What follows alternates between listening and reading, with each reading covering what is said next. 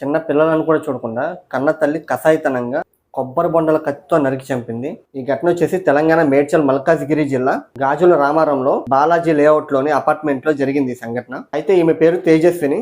ఆవిడకు 35 సంవత్సరాలు ఉంటాయి.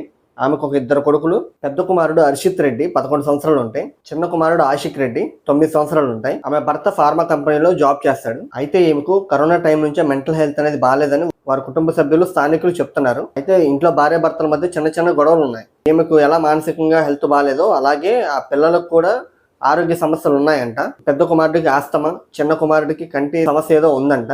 మరి వీటన్నిటి గురించి ఎప్పుడు ఆలోచించిందో తెలియదు కానీ 6 పేజీల సూసైడ్ లెటర్ రాసింది. 18వ తారీఖు శుక్రవారం సాయంత్రం పూట తన 2 కొడుకులను కొబ్బరి బొండం కత్తితో అతి దారుణంగా నరికి చంపింది.